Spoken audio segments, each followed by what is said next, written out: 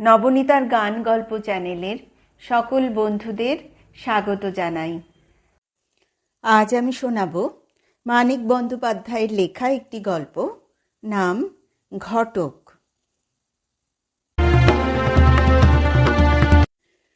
চৈত্রের প্রথমেই বড় গরম পড়িয়াছে।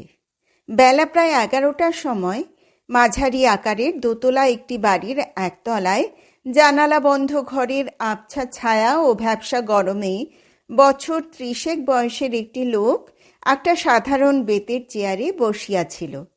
তার সমস্ত শরীর ঘামে ভেজা।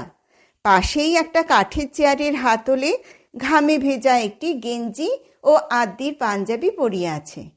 পায়ের লাল ধুলা মাখা জুতার ফিতাও এখনো পর্যন্ত খোলা হয় নাই। দেখিলেই বোঝা যায় লোকটি বাহিরের রোদে হাঁটাহাঁটি করিয়া সদ্য সদ্য ভিতরে আসিয়াছে। 18-19 বছর বয়সের একটি অবিবাহিতা মেয়ে পাখা হাতে আসিয়া কাছে দাঁড়াইয়া তাকে বাতাস করিতে লাগিল। রোগা লম্বা, পাশুটে বাদামি রঙের সাদাসিধে একটি মেয়ে। 1 হাত চওড়া পাড়ের শাড়িটির সগর্ব নারীত্ব ঘোষণার সঙ্গে অর্ধপরিস্ফুট দেহের অসামঞ্জস্য অত্যন্ত স্পষ্ট। কেবল দু চোখের তীক্ষ্ণ ক্ষুধাতুর চাউনির সঙ্গে খানিকটা মিল আছে। লোকটি হাত বাড়াইয়া মেয়েটির গাল টিপিয়া দিল। লোকটির মুখে দীর্ঘ অনাচারের ছাপ পরিষ্কার চোখে পড়ে, কিন্তু হাতটি তুলিবা মাত্র কতগুলি মাংসপেশিতে যেন পূর্বসঞ্চিত স্বাস্থ্যেরই ঢেউ খেলিয়া গেল। মেয়েটি গদগদ হইয়া বলিল, ধ্যাৎ। তারপর একটু সামনে ঝুঁকিয়া অকারণে নিচু গলায় ফিসফিস করিয়া বলিল, বাবা এসে পড়বে এক্ষুনি। ও বাড়িতে দাবা খেলছে, ঠাকুরকে ডাকতে পাঠিয়েছি। চুলটাও কি আঁচড়াতে পারেন না? পাগলের মতো চেহারা করে থাকেন কেন? পাগলের মতো ঘুরে বেড়াই যে বাড়ি বাড়ি বিয়ের যোগ্যী ছেলে মেয়ে খুঁজে খুঁজে। কটা বিয়ে দিলেন ফাল্গুন মাসে? 11টা। মেয়েটির ছেলে মানুষই ঔৎসুক্য ঝিমাইয়া পড়িল। মোটে? লোকটি যেন একটু আহত হইয়া সামলাইয়া নিল। কিছু না বলিয়া উদারতার সঙ্গে একটু অবজ্ঞা ভরা হাসি হাসিল। 1 মাসে 11টি বিবাহ ঘটানো ঘটকের কত বড় প্রতিভার পরিচয় এ মেয়ে তার কি বুঝিবে?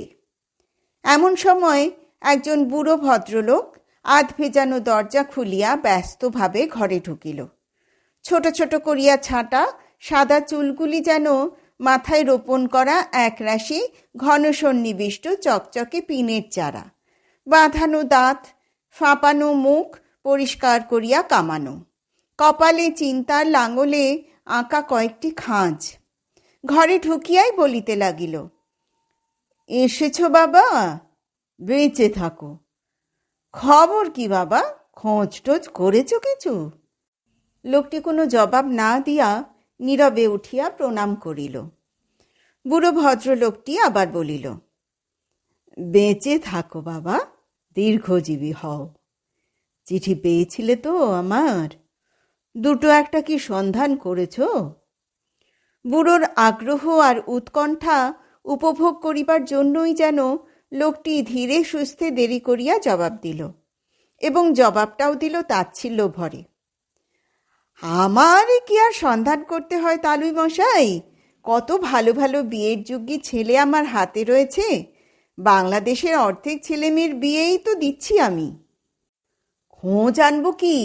আজ তো একেবারে মেয়ে দেখতে আসবে। 1 সেকেন্ডের জন্য মেয়েটির দম আটকাইয়া গেল। বুড়ো বিস্ময়ে হতবাক হইয়া কয়েক সেকেন্ড তাকাইয়া রহিল। দেখতে আসবে? কারা দেখতে আসবে? কি করে ছেলেটি? কোথায় থাকে? বলছি সব বলছি। 1 গ্লাস জল আনো তো ভাই। মেয়েটি বলিল, শরবত করে দিই? লোকটি বলিল, না না, শুধু জল। জলের তেষ্টা কি শরবতে মেটে?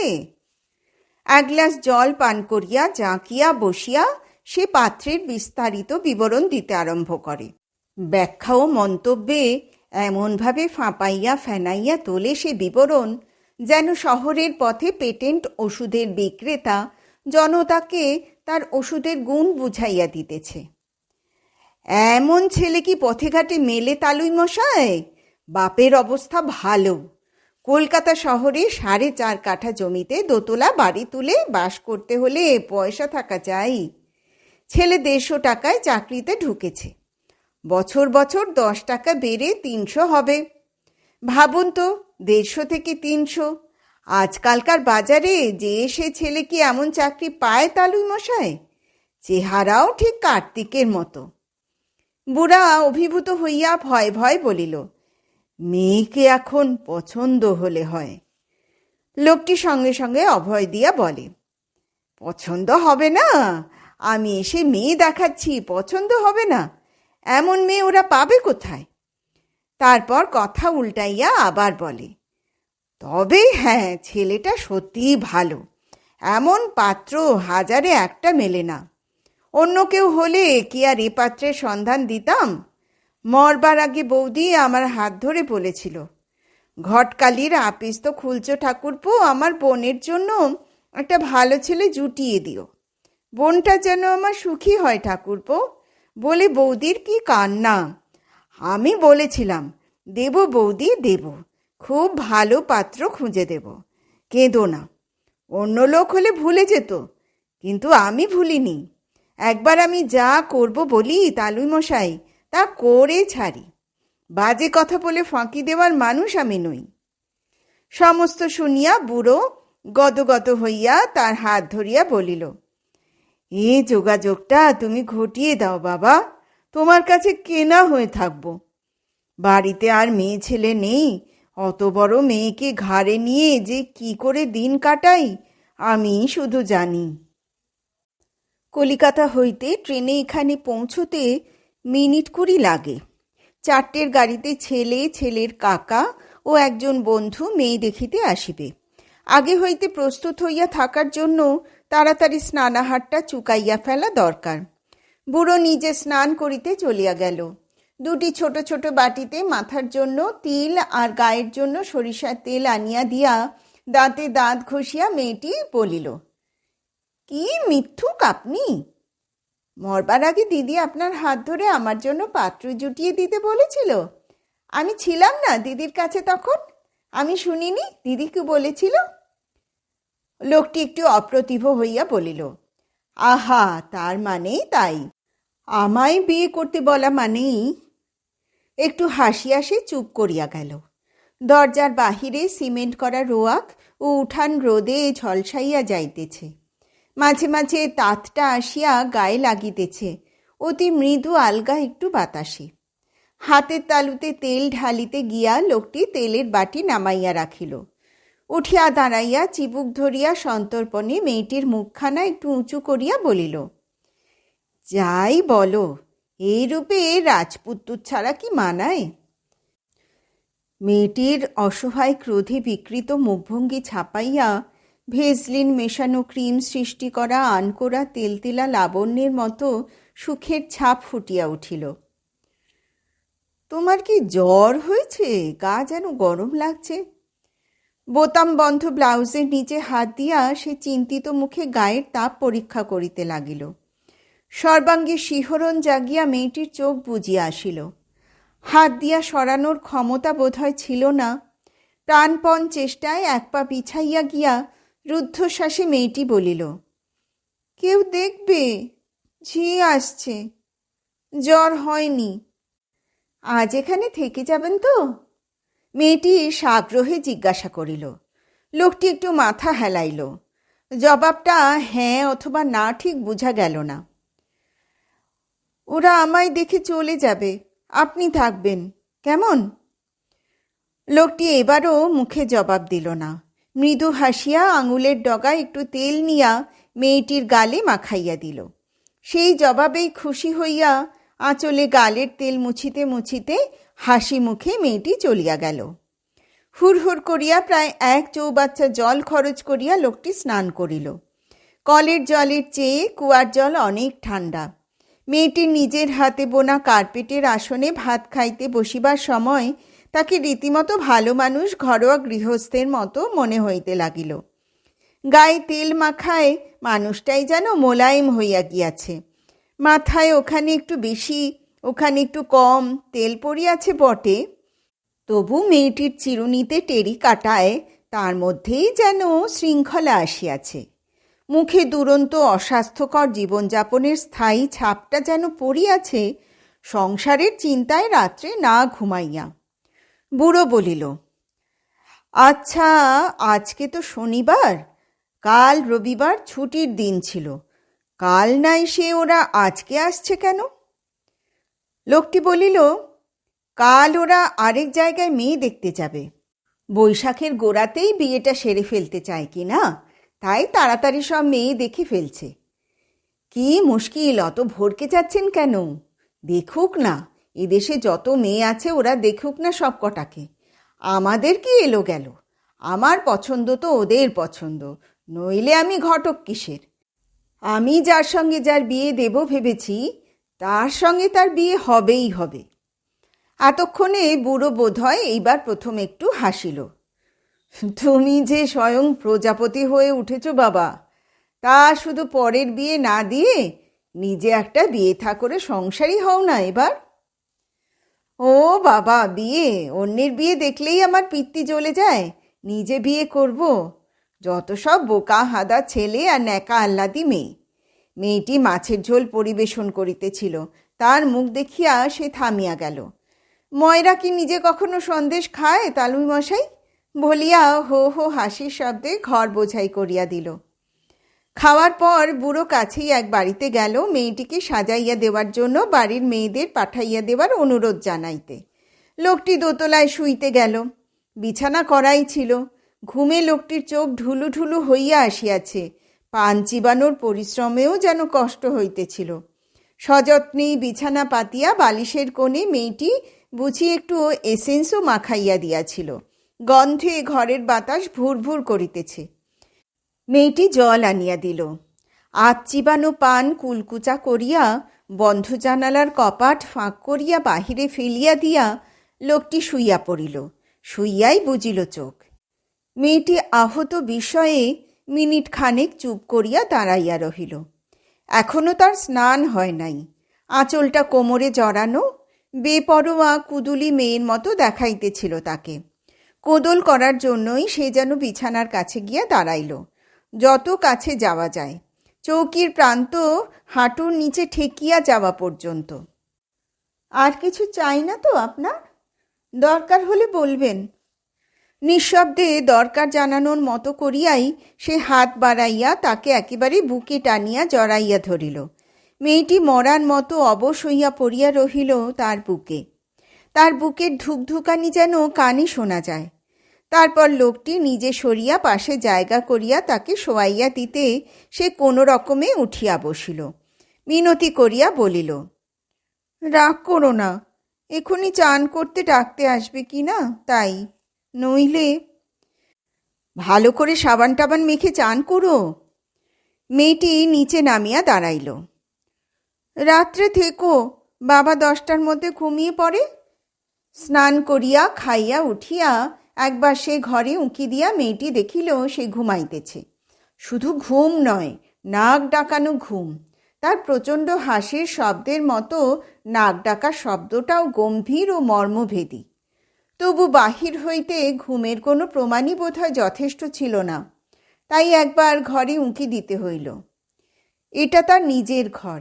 বিবাহের পর তার স্বামীও শ্বশুরবাড়ি আসিলে এই ঘরেই ঘুমাইবে। অন্য একটি ছোট ঘরে বসিয়া মেয়েটি এই সব কথা ভাবিতেছিল। পাড়ার 4-5টি মেয়ে আসিয়া পড়িল। দেখানোর জন্যে মেয়ে সাজাইতে এখনো ঢের দেরি, কিন্তু তারা ধৈর্য ধরিতে পারিতেছিল না।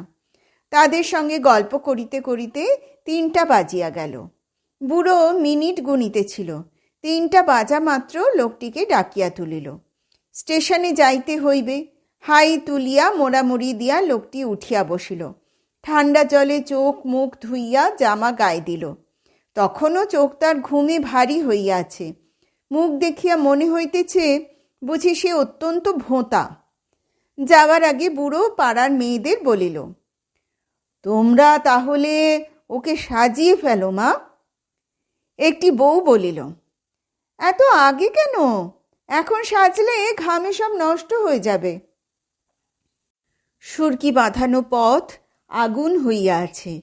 দুপাশের পাকা বাড়িগুলি ঘিরিয়া যেন খেলা করিতেছে গরম হলকা। স্টেশন মিনিট 10 পথ। ঘর দুয়ার রেলিং কিছুই ভাঙাচোরা নয়, তবু যে সমস্ত স্টেশনটাই পরিত্যক্ত পুরানো ভাঙা বাড়ির মতো।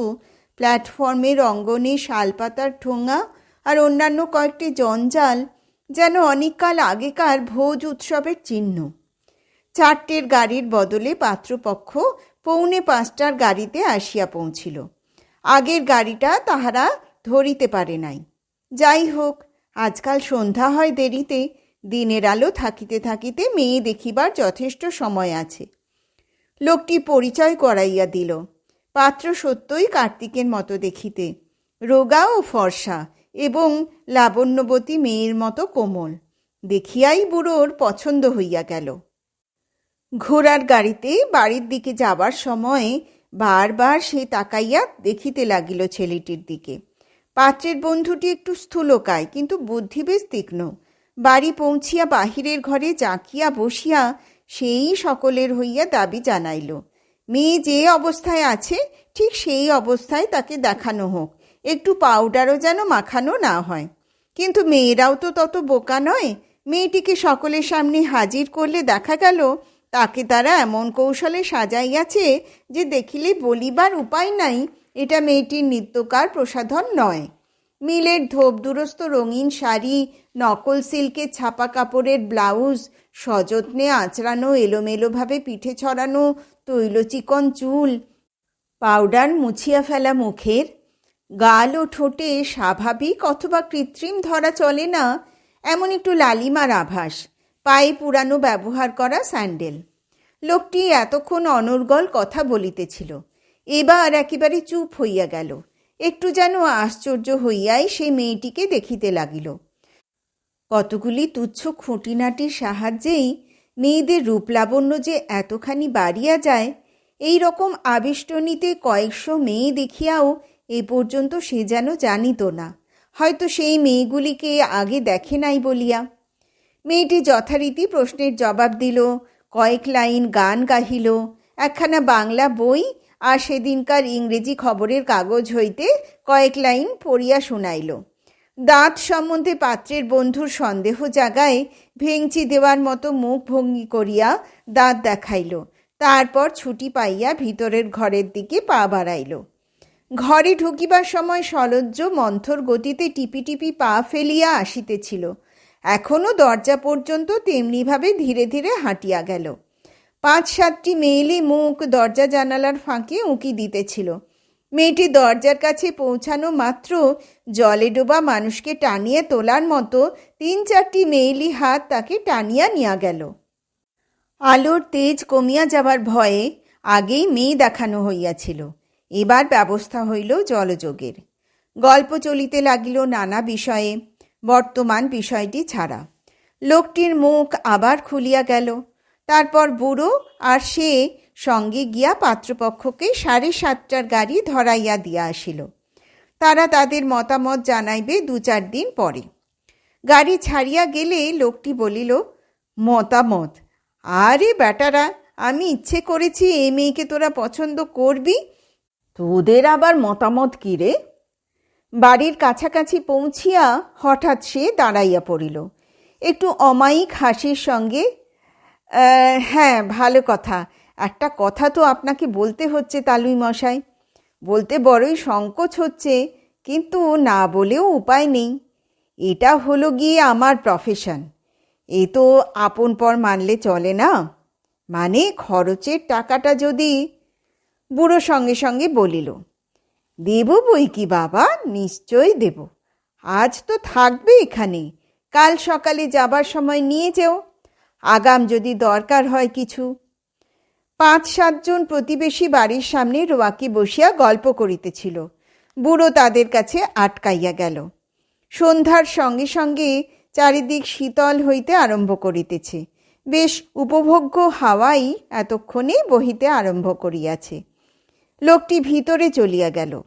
পাড়ার মেয়ে বউরা বিদায় নিয়াছে। ইতিমধ্যে চুল বাঁধিয়া কাপড় বদলাইয়া মেয়েটি অনেকটা আগের অবস্থায় ফিরিয়া গিয়াছে, বেশে এবং মনে। এক কাপ চা করে দেবে? দি, ঠাকুর উনানে কি চাপিয়েছে নামিয়ে। লোকটি বাধা দিয়া বলিল, না, তুমি স্টোভ ধরিয়ে করে দাও। মেয়েটি খুশি হইয়া বলিল, দি, এক্ষুনি দিচ্ছি। ঠাকুর জল গরম করে দিলে আমিও বেশি চা তৈরি করতাম। বারান্দার একপাশে স্টোভ ধরাইয়া সে চা করিতে লাগিল, আর লোকটি কাছে একটা মোড়াতে বসিয়া উসখুস করিতে লাগিল। মেথিলেটেড স্পিরিটের বোতলটা হাতে নিয়া লেবেলের উপর লাল রঙে ছাপা আড়াআড়িভাবে বসানো দুটি হাড় ও মরার মাথাটা মাঝে মাঝে এক দৃষ্টিতে দেখিতে লাগিল। মেয়েটি চা করিয়া চায়ের কাপ আগাইয়া দিলে সে কাপ হাতে নিয়া অর্ধেক চা অন্য একটা কাপে ঢালিয়া দিল। তারপর স্পিরিটের বোতল হইতে খানিকটা স্পিরিট কাপে ঢালিয়া নাড়িতে লাগিল চামচ দিয়া। খাবেন? এক চুমুকে কাপের পদার্থটি অর্ধেক শেষ করিয়া সে সায় দিয়া বলিল, খাবো বই কি, গরম চা আর ঠান্ডা স্পিরিট চমৎকার, বলিয়া সে মুখ বিকৃতি করিল। কিন্তু ও যে বিষ, মরে যাবে যে তুমি। আরেক চুমুকে লোকটি কাপ খালি করিয়া ফেলিল। এবার মুখটা বিকৃত করিল প্রথমে। আমরা হলাম নীলকণ্ঠ, ওতে আমাদের কি হবে? তুমি খেলে মরে যেতে, কিন্তু আমার শুধু নেশা হবে একটু। স্পিরিটের বোতলটা কাছে টানিয়া মেয়েটি সেটা একটু তফাতে লোকটার হাতের নাগালের বাহিরে সরাইয়া রাখিল। লণ্ঠনের আলোতে তার মুখের বাদামি রং আরও গাঢ় দেখাইতেছে। উত্তেজনায় সে ছোট ছোট নিঃশ্বাস ফেলিতেছিল। মাঝে মাঝে খান বুঝি? খাই বই কি, হাতে যখন পয়সা থাকে না তখন খাই। সস্তা দেশি খেতে পারি না, আমার বিলিতি চাই। বাবাকে বলবো আনিয়ে দিতে? থাক, বুড়ো মানুষকে কষ্ট দিয়ে কাজ নেই। মেয়েটি বারান্দার সিমেন্টে বসিয়াছিল। এখন আর সিমেন্ট গরম নয়, কিন্তু ঠান্ডাও হয় নাই। পাশের বাড়িতে একটি মেয়ে প্রাণপণ চিৎকার করিয়া গান শিখিতেছে। রান্নাঘরে ঠাকুর ছ্যাঁক ছ্যাঁক করিয়া কি যেন সাঁতলাইতেছে। আমার জন্যে বাবার অনেক টাকা খরচ হয়ে যাবে। হ্যাঁ, পাত্রটিও ভালো। 150 টাকা মাইনে পায়, ওর কোনো কাজেই লাগবে না। নগদে গয়নায় আমার বাবার কতগুলো টাকা খসানো চাই। গুরুজনকে যেন অপমান করিয়াছে, এমনিভাবে ভয় ভয় মেয়েটি তার মুখের দিকে চাহিতে লাগিল। কিন্তু লোকটি কোনো জবাব দিল না। একটু হাসিয়া একটা সিগারেট ধরাইয়া টানিতে লাগিল। স্পিরিটের বোতলটি হাতে তুলিয়া মেয়েটি নাড়িয়া চাড়িয়া দেখিতে লাগিল। মরার মাথাটা দেখিয়া একটু শিহরিয়া উঠিল।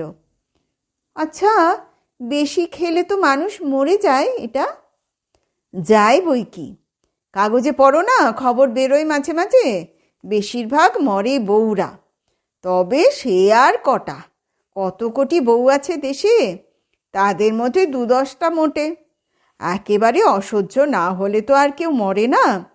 2-4টে এমন লোকও আছে যারা বিপদ ঘটাবার আগেই মরে যায়। কেন রে বাপু? আগে দেখ বিপদটা সত্যি বিপদ কি না, কীরকম হয় বিপদ ঘটলে, তারপর না হয় মরিস। মরা তো আর পালিয়ে যাচ্ছে না, 2 দিন পরে মরলে কি আসে যায়। শুনিতে শুনিতে মেয়েটির মুখের ভাব বদলাইয়া যাইতেছিল। কথার শেষে তার 2 চোখ আনন্দে জলজল করিতে লাগিল। ভয় নেই, আমি মরব না, তেমন হালকা মেয়ে আমি নই। তোমার কথা বলছি নাকি? তারপর দূরে থানায় ঢং করিয়া 8:30 বাজিল। লোকটি উসখুস করিতে লাগিল। মেয়েটি নিজের হাতে মাছ রাঁধিতে গিয়াছে। একবার আসিয়া আসে চুপি চুপি বলিয়া গেল, আজ একটু রাত হবে খেতে, 10টার আগে রান্নাই হবে না। তোমার জন্যে অনেক রকম রান্না হচ্ছে কি না? লোকটি ধীরে ধীরে বাহিরে গেল। রোয়াকে 2-3 জন প্রতিবেশী বুড়োর সঙ্গে গল্প করিতেছে। চেনা অচেনা কোনো আসরে কোনো আলোচনাতেই যোগ দিতে তার বাধে না। যোগ দিয়া একাই সে আসর জমাইয়া রাখে। এখন একরকম চুপচাপ একপাশে বসিয়া সে উসখুস করিতে লাগিল। রাস্তায় 2-4 জন লোক চলিতেছে। আধখানা চাঁদের আলোয় ঝাপসা জগতে রাস্তার তেলের আলোগুলি মিটমিট করিয়া জ্বলিতেছে। চারিদিক শান্ত স্তব্ধ, শব্দ নাই, ভিড় নাই, হইচই নাই, উত্তেজনা নাই। হঠাৎ লোকটি উঠিয়া দাঁড়াইল। কি সর্বনাশ, আমায় এখনই যেতে হয় তালুই মশাই। বুড়ো আশ্চর্য হইয়া বলিল, এক্ষুনি যাবে? খেয়ে দিয়ে রাতটা এখানে থাকবে বলেছিলে যে? লোকটি বলিল, একেবারে ভুলেই গেছিলাম, কাল রবিবার, কাল 1 ঘন্টা মেয়ে দেখানোর ব্যবস্থা করতেই হবে। একজনের বাড়িতে আজ রাত্রে খবর দিতেই হবে। এটা হলো বিয়ের সময়, আমার কি একটা রাত কোথাও থাকবার উপায় আছে তালুই মশাই? 9:30টার ট্রেনটা আমার ধরতেই হবে। একটু থামিয়া ইতস্তত করিয়া বলিল, একটু এদিকে শুনবেন তালুই মশাই, একটা দরকারি কথা ছিল আপনার সঙ্গে। শেষ হলো মানিক বন্দ্যোপাধ্যায়ের লেখা ছোট গল্প, নাম ঘটক।